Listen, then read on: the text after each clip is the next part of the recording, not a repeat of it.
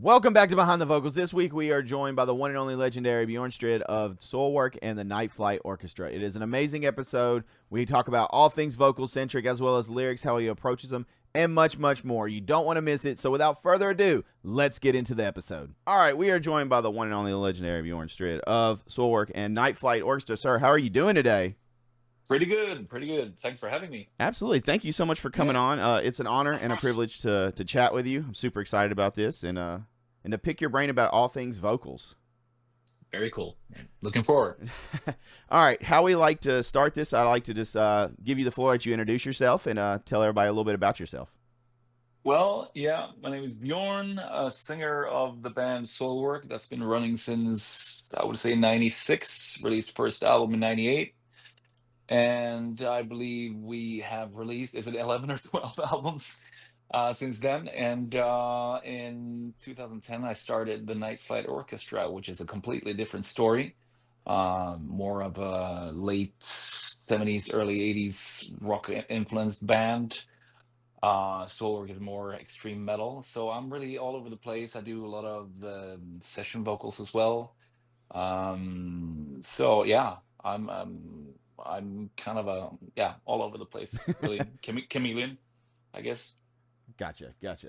How long have you been doing vocals? When did you start? I mean, the first memory of me doing vocals, I probably was like 4 years old, and Wow. I love this traditional Swedish song so much, and I decided to record it on like a tape recorder, whatever. Unfortunately, I've lost that tape. I don't know where it is, but that would have been fun to hear today.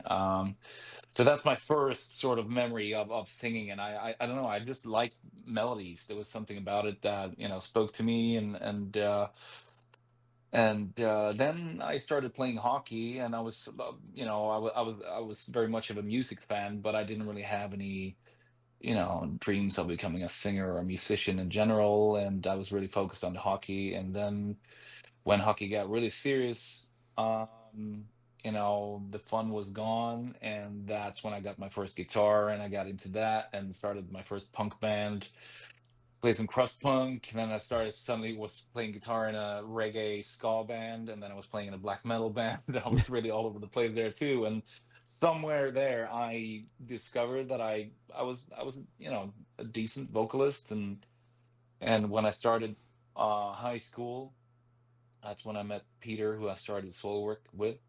And I didn't know him since before. He came up to me on the schoolyard because back then I had long black hair with like death metal logos all over my jacket. And he's like, "Oh yeah, I assume you listen to metal, and I'm thinking about maybe starting a band.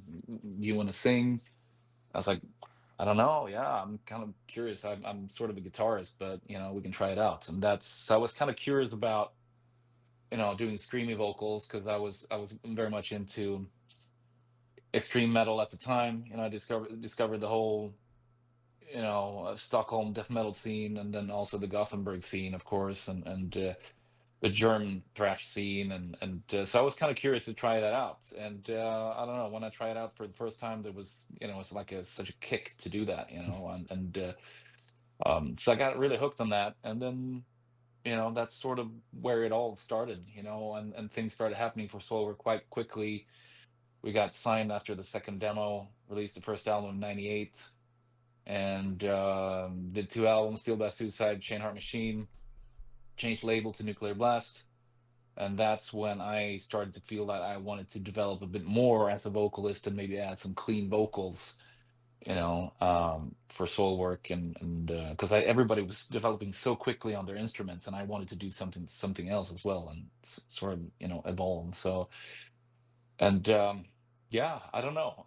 That's kind of how it happened. Gotcha. Awesome. So you Yeah. started guitar was actually your first instrument then, correct? Yeah, I would say so. Yes. Okay. Yes. Nice. Yeah. I feel like Yeah. that's a real common thing on vocalists. There's usually some that just go straight into vocals, but a lot of people play drums or guitar first, and then they'll Yeah. kind of evolve into the vocals.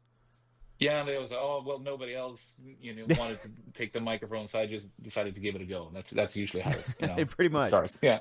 So Yeah. is that what inspired you to become a vocalist? Just there's nobody else, so you were like, all right, I'm just going to do this, and see how it goes. And No, I was kind of curious about it because I mean I remember being a kid and I was kind of curious to do some singing, but I think I was a bit too shy as well. It was easier to play guitar, you can hide a bit more, but Yeah. being a singer and a front man, that was kind of scary, and it definitely took some time for me as well to get confidence, being a front man. It's not easy, No.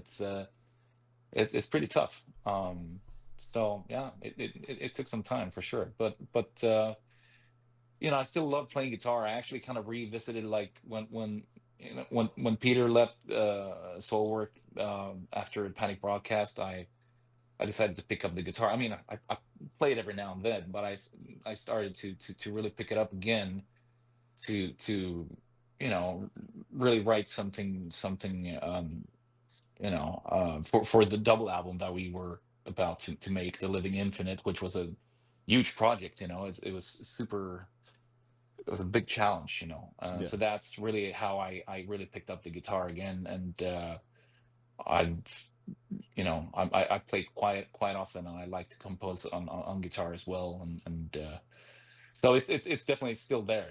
It's like I love vocals, but I also love to play guitar. But I'm not much of a, I'm a decent guitarist, but I'm not the kind of playthrough guitarist. If you would ask me, it's, oh, can you play through that? I was like, no, ain't gonna happen. But I'm very good. Whatever I have in my head, and I like vocals and melodies, and then I hear the riff. I'm pretty good at, whatever I had in my head, get out my fingers and and somehow record it.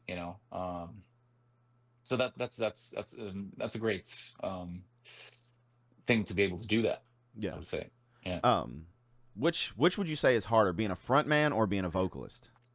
Because there is a difference with Uh, like the entertainment side, kind of like you were saying, learning to Yeah, be I know, I you know, know. right in front. That's a very good question. I mean, it's maybe sometimes frontman is the hardest thing, but I mean nowadays for me it's quite natural. I would Yeah. say in the beginning it was not so natural, and then you sort of just relied on, especially when it was metal. I'm just gonna rely on my vocals and just be the tough guy, whatever, and we'll just skip the talking between the songs. But now it goes sort of deeper now. It's a part of my personality with the vocals and everything, and I think it's easier to sort of represent yourself somehow, Yeah. as a vocalist, when you feel more confident in what you're doing, and that you had to dig deep to write these songs, and that they mean so much to you. So I think that's easier, and obviously it helps with people in the crowd being into what you're doing. They're Yeah. obviously there, unless you're playing a festival, because then you don't really know who's there. So it's a bit more pressure there, I would say. Yeah. But usually when you play your own shows, I mean, people bought tickets to go there, so it's a fairly easy task. But of course you don't want to disappoint anyone, so Right. Okay. yeah. All right. So I wanted to ask, how did you learn how to do vocals properly? Because I know starting out was just a lot of like trial and error, and we definitely didn't have the resources for metal, at least, that No, we have exactly, now. yeah, Back then, it was yeah, pretty much yeah. just hearsay or figuring out on your own. Yeah, I mean, I remember the first time we entered Studio Fredman to record the first album, and I was really into the sort of like high pitched, screamy Hmm. stuff. Like I really like Mille Petrozza from Creator, and Thomas Lindberg of At the Gates, that kind of high pitched stuff. And I remember I was struggling a lot in the studio, and Fredrik Norström, the producer, he started calling me the Bat because he thought I sounded like a bat. So that was not very encouraging. Or I don't know, is that supposed to be like a compliment? I'm not sure. So, but I noticed quite quickly that I sort of started off in the wrong range.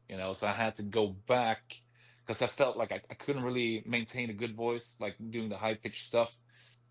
And after 3 days, I mean, my vocals were just gone. So I had to go back and sort of find my range and build from there. And Yeah. I was somewhere in the middle. Um, so that's what I did. That's what I was practicing, and built up a strong stamina with a mid range, and then developed the highs and the lows from there. Yeah. And exactly like how that happened, I mean, I practiced a lot on my own. I remember like I back then I burned like a CDs with like favorite songs or whatever, and actually different music styles too, I would say, and just to build up a overall strong Gotcha. voice. And so that's what I did. I went to the rehearsal room, practiced on my own, not always waiting for band rehearsal. I had my own rehearsals as well, so I practiced a lot, to build up a strong voice. And then later on, I think I took 2 lessons before Apprentice's Portrait, because that's when we started to add more clean vocals for Hmm. Soilwork. So I did that. Just, but for me, it was maybe more. I think I had pretty much the right technique by that time. I sort of just needed the confirmation, like, hey, you can sing. You're doing the right thing. So that was inspiring, and then started adding clean vocals, and I noticed quite quickly that I could go really high with my falsetto as well, and I got into that. And I also realized that after doing a lot of falsettos and practicing that, it made my overall voice a lot stronger. And I still believe that. I mean, no matter what kind of vocals you're doing, if you want to do, Cannibal Corpse or Behemoth, or Yeah. if you want to do Bee Gees covers, it's the same.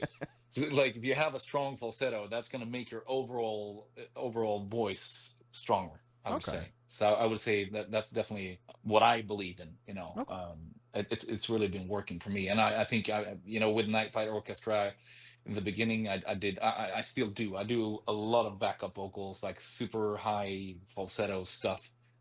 And then now, the latest 4 albums, we have the girls too, the backup vocalists as well. So they're also doing, their thing. So that has helped a lot, and I also took that with me to Soilwork, and I think it made me a better singer in Soilwork as well, even though it's a completely different, musical expression for Yeah. me. Okay. All right. Yeah. So when you were starting off and you were going to the practice space and kind of rehearsing on your own, what are some early mistakes you made, just as far as like Um, learning and everything? I think I was trying, because I didn't like my voice at the time, and I was trying to sound manlier than I was.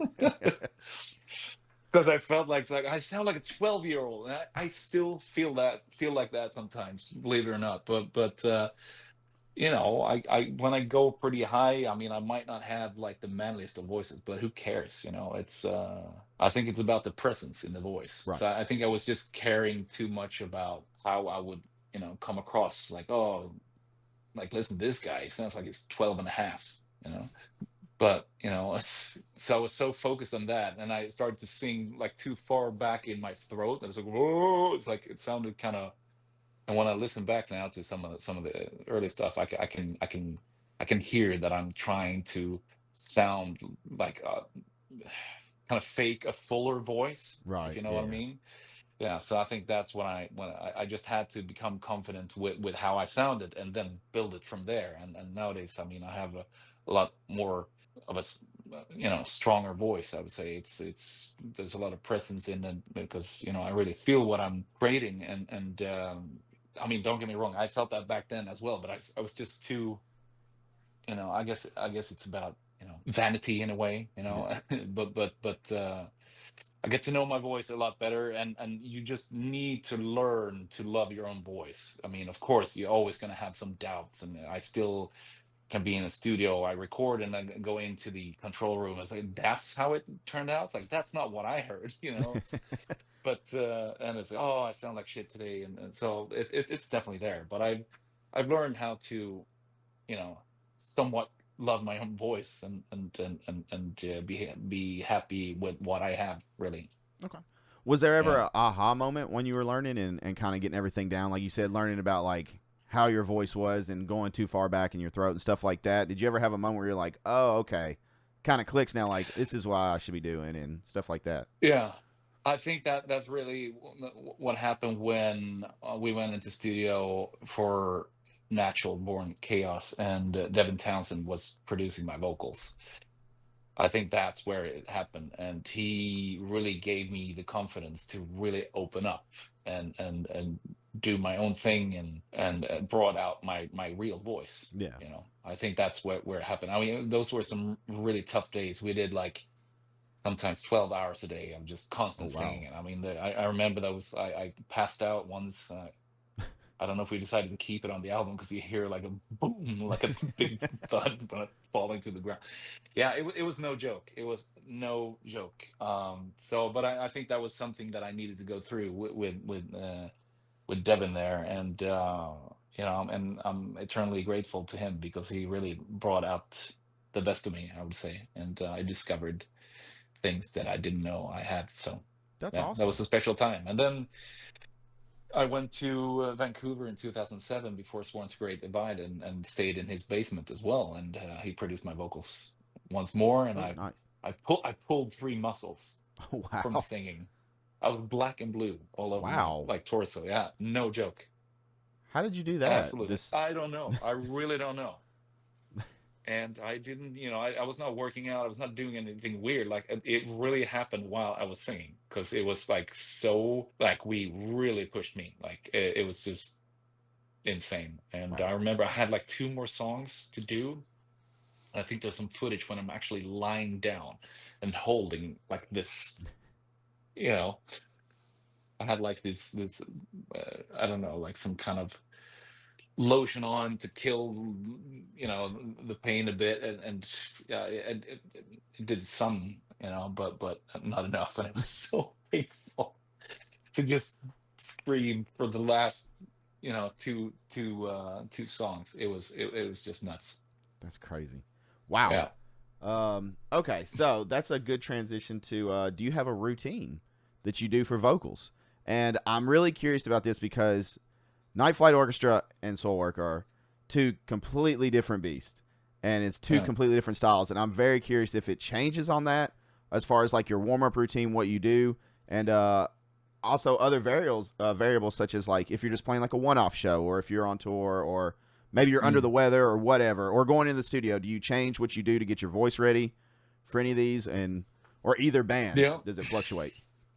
Yeah, I mean, it's kind of funny because I've only started warming up the latest 3 years, maybe. Okay. I should have done that a long time ago, but it's like I don't know. It just seemed to be working, and then I kind of discovered it when I started doing festivals with both of the bands. I did Night Flight Orchestra first, and then like just a half an hour break, and then up on stage again to do solo work on the same festival. Wow. And I noticed because at first I was worried. It's like, I wonder if my voice is gonna last for two shows, like completely different. Because it's Night Flight is really tough, Yeah. and so it's solo work. So, and I noticed that I was singing better with solo work. Like not compared to Night Flight, just like in general. Like wow, I feel like I'm singing better. It's like, oh, wait a minute. So Night Flight was the warm up. Maybe I should be starting to do like some kind of warm up. It's like, aha. It's like, ah, yeah, I should have done that a long time ago. So stupid. But ever since then, I really started doing warm ups, but they're not that long. It's like 5-10 minutes. Yeah. It's the same link that everybody else is using, pretty much, who wants a quick fix. But um, I also sing through some of the, choruses, some verse stuff sometimes for both bands. So it's quite similar, I would say, Okay. with the two bands. So no, it's not that different from each other, I guess. And sometimes I stretch my vocal cords as well. I put my tongue behind the lower teeth and stretch a bit, Okay. and but nothing too crazy. Yeah, that's pretty much it. Yeah. Okay. And we Yeah. I it's the answer definitely varies. You'll have some that's like, nope, I just go on and I yell, or I just go on and sing, and then others have like a whole process they'll do, and it's really cool to see like what works for what person because everybody's different. So it's always really Yeah, interesting. I mean, my voice usually works as long as I don't get sick, which happens so often when you're on tour. It's Yeah. super annoying, and then it's really hard to get back again. But um, Do you do anything yeah, special no, warming up whenever you're sick? Do you just not warm up or just rest your voice or pretty much the same thing, just and okay? just then drinking tea, ginger, lemon, honey, Yeah. that the classic stuff. And we also have in in Europe we have this called Revoice. These pills that are quite good. Okay. Do this like Um, coat your throat, or what do they do exactly? yeah, pretty much. Yeah, yeah. Okay. Interesting. They're really slimy and it's tastes terrible, but it somehow works. It's a fairly quick fix for the night, I guess. But still, yeah. I mean, it really sucks being a front man, when you're sick and you can't pull it off. Yeah. It's the worst. Yeah. It's the absolute worst. Yeah. All right. So, what do you do for vocal care when you're not? Do you, like you said, you already mentioned teas and stuff like that? Do you do anything else to kind of take care of your voice, or even if it's bothering you, do you just vocal rest, or what do you usually do?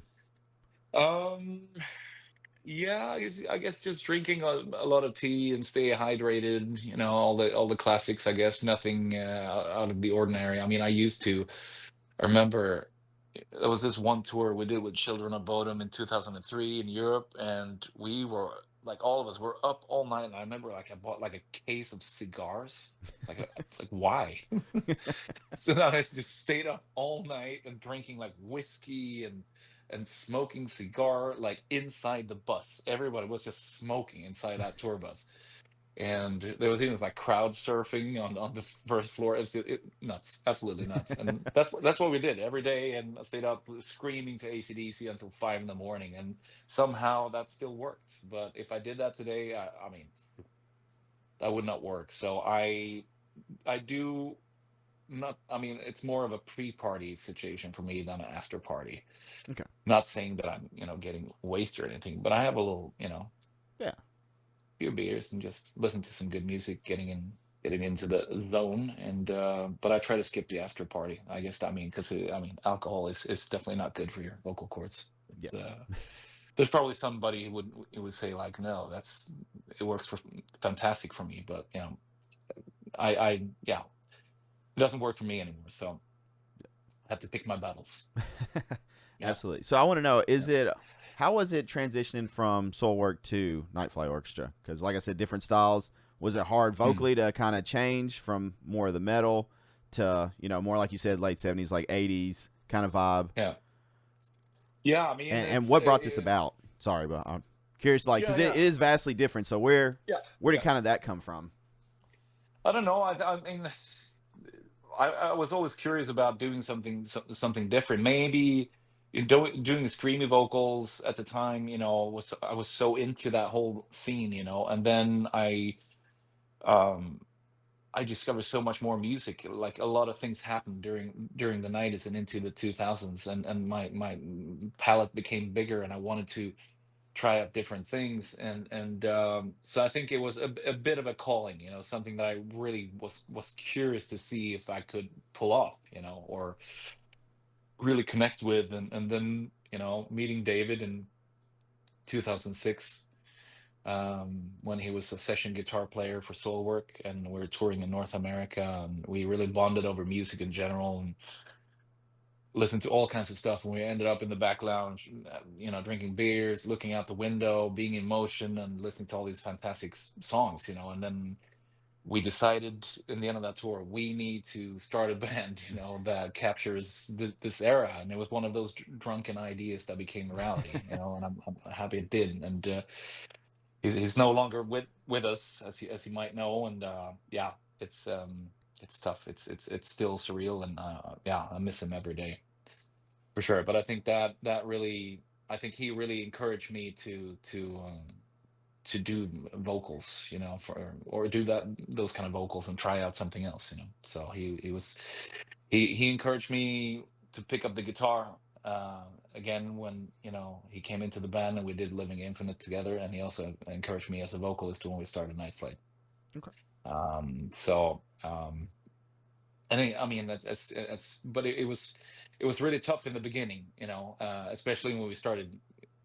It took some time before we did like a full tour, but I noticed that it was like, wow, this is a different story. I mean, I might be used to sing for Soilwork, but Hmm. this, it's different when you have to Oh yeah. play, every day for like 20 days in a row. That's different. Do you feel like it's more Um, taxing on your voice doing Night Flight compared to Soilwork, or? Yeah, and it really takes for my voice to be like really in shape, and Yeah. not have any kind of, you can't really do anything about, getting a cold. It's viruses and stuff, but you really have to be careful. Yeah. Um, and I don't really have to stay silent all day or whatever, but just to take care of yourself and not go out in the cold and after the show and stuff like that. That's just a no-go, obviously. But yeah, no, I mean it usually works as long as I don't get sick. But it took some time to get used to that type of singing, I would Yeah. say, because it's like it's also very. I use so many different types of voices, like a lot of falsetto and then lower, more breathy vocals, and like really, how can I say, like real power vocals, with a lot of grit as well, and also like super cleans. I mix a lot of different types of voices in the Night Flight Orchestra as well, as solo work. So I mean, it's really all over the place. Okay. Yeah. All right, so we're gonna transition a little bit to lyrics. Now, this is kind of gonna be a two-parter for you. I would like to know, when it comes to lyrics, Soilwork, Night Flight Orchestra, where do you pull Mm. from? What's like your comfort zone? Do you pull from like personal experiences? Do you go from concepts? Like what do you tend to go to whenever you're doing your lyrics? Yeah, good question. I mean, I'm a little bit of everything, I guess. I mean, personal experiences. There's a lot on or real life stories on the new Night Flight Orchestra album, Give Us the Moon. I mean, there's everything from like, I don't know, to bring up an example, Paloma on the new album with Night Flight Orchestra. It's about a friend of me and my wife's, who's a stewardess, who started dating a pilot. And that didn't turn out so well and became really destructive, and she kept on coming back to him, and I had to write a liberation song for her. So it's like that was a real life story that really inspired me to write a lyric for her, and that Okay. became Paloma. And so there's stuff like that. There's, I used to live in Toronto for 4 years, and moved back home to Sweden in 2015, and I haven't really been back that much since then, and I felt like I had to go back and make up with Toronto somehow, because I love the city, and that became Runaways on the new Night Flight Orchestra album. Okay. So there's stuff like that, but it's also, sort of imaginary things, and when you listen to a song by Night Flight Orchestra, it's really a soundtrack of being in motion, and it's like the lyrics are usually full of like escapism, a longing to be somewhere else, and so there's a lot of sort of dreamy stuff in there as well, not all connected to reality. And I was saying soul work. I mean, it's a band. I mean, I started the band when I was 16, 17 years old. Wow. There's going to be a lot of things happening along that road, and so I've been growing up with a band, and so definitely a lot of personal experiences there as well. And in the beginning, it was a lot of teenage angst and all that stuff. But and I can still be angry still, but I mean, I'm not as angry anymore. And yeah, sometimes it's hard to write a good lyric for metal, but then again, we shouldn't really care what kind of genre it is. It just need but there are times when you feel a bit more limited within metal, and I think that's why the Night Flight Orchestra can be quite liberating in that sense, where it's a band where sort of anything goes. It's like, can we really do that? Can we really write about? Yeah, of course we can. It's like that kind of. Yeah. But I also uh enjoy with Solar kind of being limited in a way, and being inside that cage and make the most out of it, and really have to dig deep, Yeah. to find something that really matches what you see and feel when you listen to the song, so I think it's a big challenge, no matter what. But I can be inspired from a lot of things. It's kind of hard to put my finger on, but it can obviously, like, I'm sure everybody can relate now. Watching the news nowadays, I mean, I try to avoid it, but it's there's a lot of material there. Oh Let me yeah. put it that way. Yeah. One of the beautiful things about lyrics is kind of, you mentioned going through like teenage angst and stuff. You can go back through your Yeah. discography and you can be like, oh well, this was happening at this point in my life, Yeah. and this was Yeah. happening. That's always really cool to kind of like, Yeah. It's like a diary yeah. in a way. So it's pretty cool. How did you kind of like, how did you decide on the sound for Night Flight Orchestra? Like I said, definitely more late 70s, 80s kind of vibe music. How did you decide just to go that route? I don't know. It's because the stuff that me and David were listening to. I mean, that could range from like Stevie Nicks solo stuff to Steely Dan to Foreigner to Journey to Boston to, you know, when Kiss sounded disco, Yeah. or Kisco, if you will. Yeah. And so we were really all over the place, and I think we just wanted like this sort of I don't know, what to say, like musical haven where we could do whatever we wanted, you know, coming from the metal world. I Yeah. mean, he did a lot of different types of stuff when I met him already, but I mostly did metal, and I think I wanted to sort of discover something new there, and to be able to blend in so many different genres, you know, Yeah. especially like because we were sort of focused on the 70s and 80s, but then I mean I also discovered when David was composing, he was also influenced from like early 90s indie pop from Sweden, you know, and so it was really all over the place, and that's why that band became so like, what do you say? I mean, it just became very liberating in that sense, where you can just move within so many Yeah. genres, but it was sort of, the foundation was really in like late 70s and 80s. But I mean, I also brought in, I mean, I'm a big Motown fan. Like I love Motown. I love so many of the singers back then as well. And so I wanted to bring those elements as well. So I was kind of inspired by that. And then yeah, I mean, it's pretty cool when you can blend so many different things and Yes. somehow make sense in the end, you know, which I believe we are, you know, and have done most of the time. So that's something to be proud of, I'm sure it's I amazing think. as an artist just to let your creativity flow. Like you said, with all these different Yes. influences, just to kind of put it all together and have like a project come out like this where you have no Yes, bounds. You can absolutely. do as you want. Yeah, it was one of the greatest kicks of my life, I would say. Yeah, it was Awesome. fantastic when we got together. So All right. So keeping on the lyrics topic. So you mentioned the new album is yeah. a lot of personal experiences. Is that pretty much what it's all about? Is just each song is mostly personal experiences? And what can you tell us about the new album coming out? And it comes out January 31st, correct? Of 2025. That is correct. Awesome. That is correct. Yeah.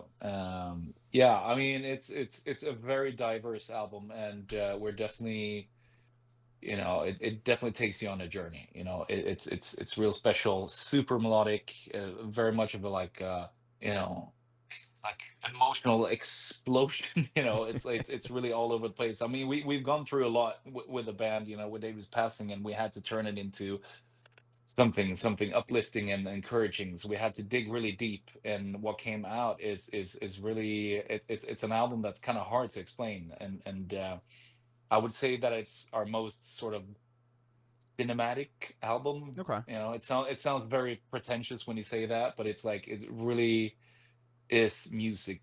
You know, it's soundtrack of being in motion more than ever, I would say, you Okay. know. So it really brings up so many pictures when I listen to it, and so it's real special, and a lot of hooks, but a lot of progressive elements as well. You know, I think it's something that a lot of, no matter what kind of background you have musically, I think you would appreciate the craft and the presence and the sincerity in the music, even though we do have our gimmicks, you know, and Yeah. but we're super serious about our music, and yeah, there's some tough vocal stuff on there that I really need to practice on before we go on tour. So, but I love a challenge, and it usually works out. But yeah, I'm very proud of this album.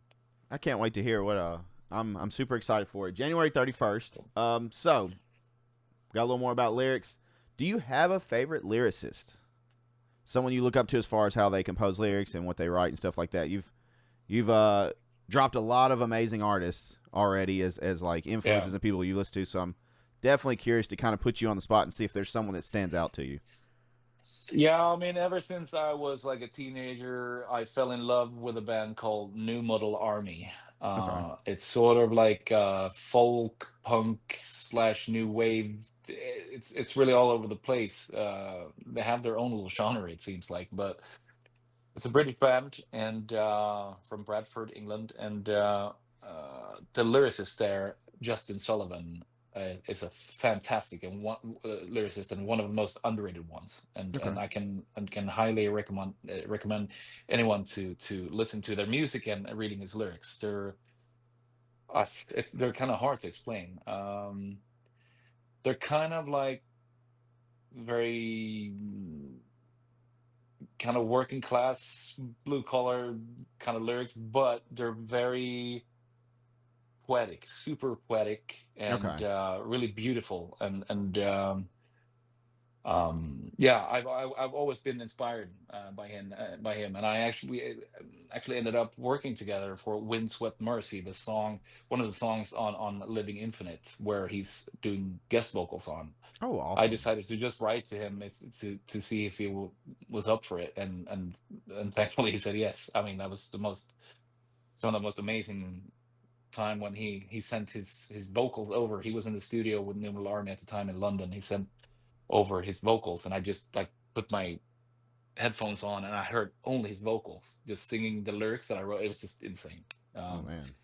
But yeah, fantastic lyricist and a very expressive singer and a great, super underrated band. So he's definitely one of my favorites. Okay. Mm. So this next one's really tough. So we'll break it into kind of a two-parter. You can go either way with it, whichever you prefer. Do you have a Yeah. favorite lyric? It can be someone else's or it can be one of your own from anything you've done.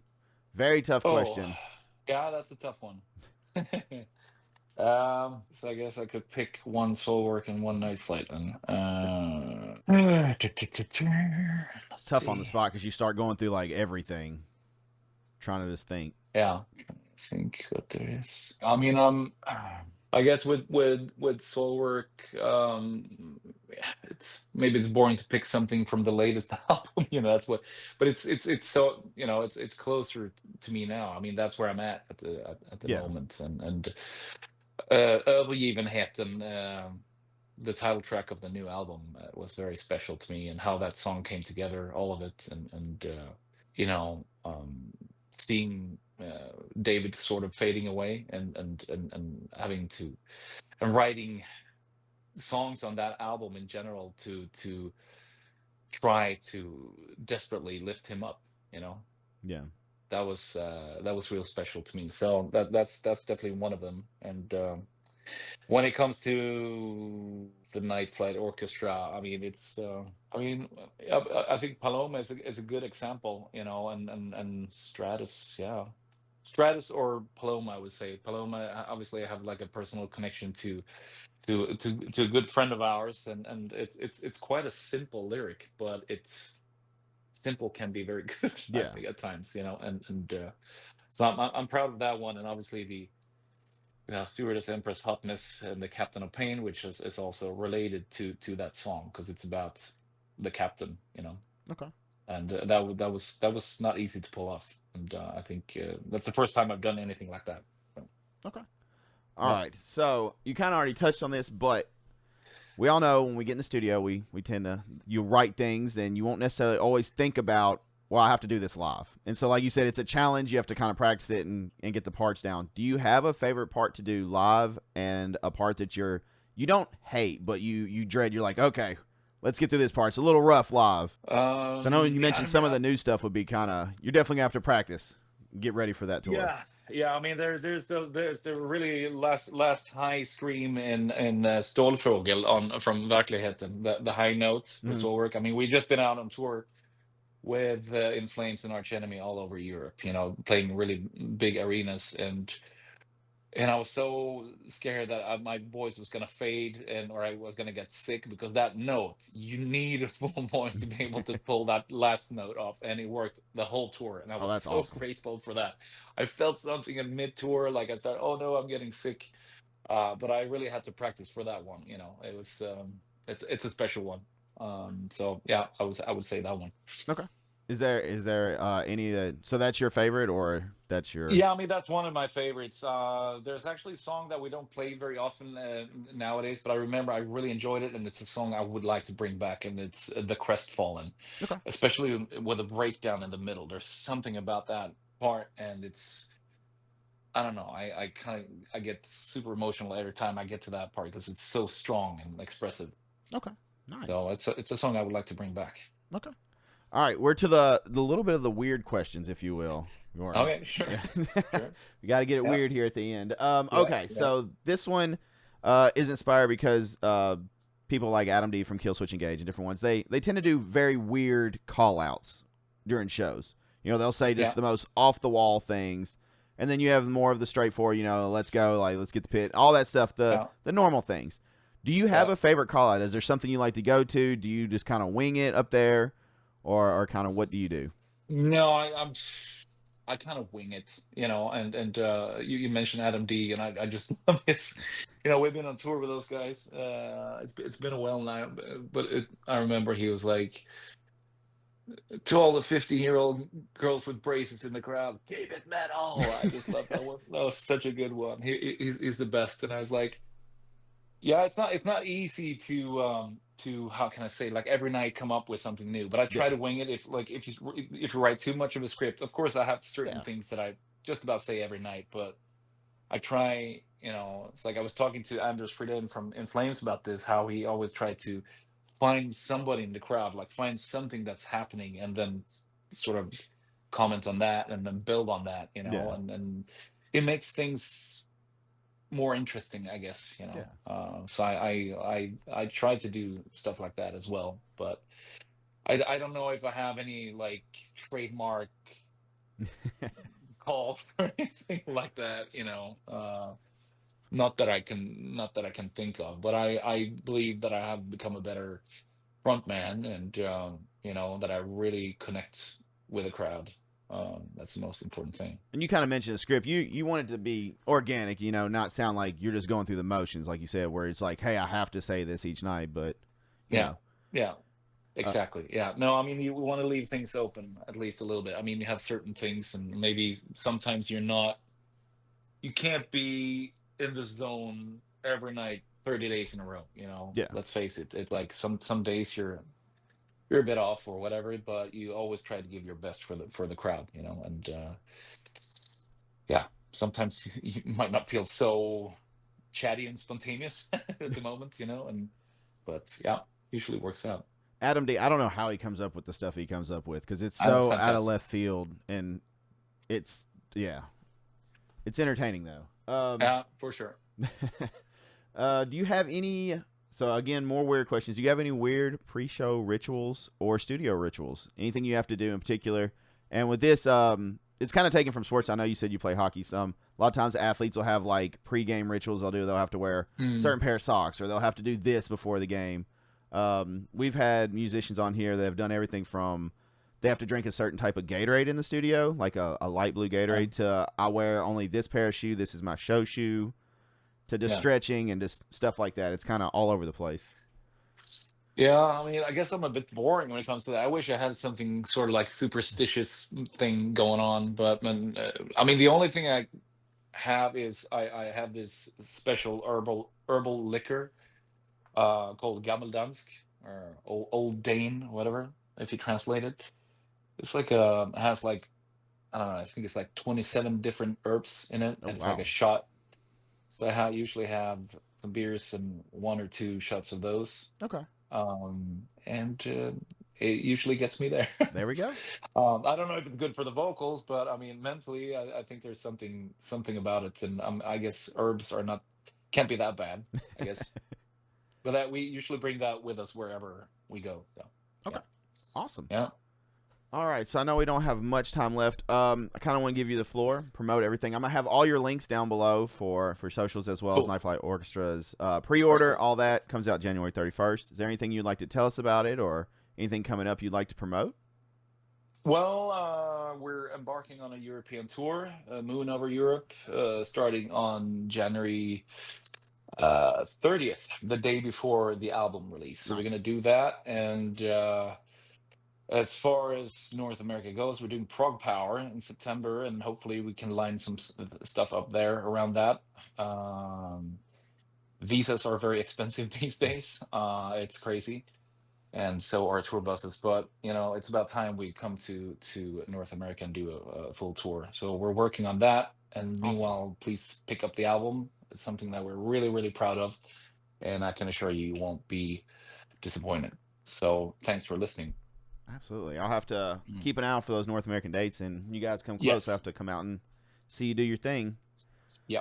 Final question for you, how I like to leave things off. Do you have any advice for aspiring vocalists, songwriters, lyricists, anything like that? Someone that either is looking to pick up the mic, has already started, or anything like that, just kind of get them going and motivate them. Do you have any words of wisdom for you, if you will? Well, I mean, we live in times where people learn how to sing through, watching videos, on YouTube or whatever, and that can be sometimes really, really great. It can be a great inspiration, and we all have our idols, but I think it's really important to find your voice, because I hear so many singers out there that have just like adapted sort of a singing style. And for me, I think it's important that as a singer, that you can, when you hear them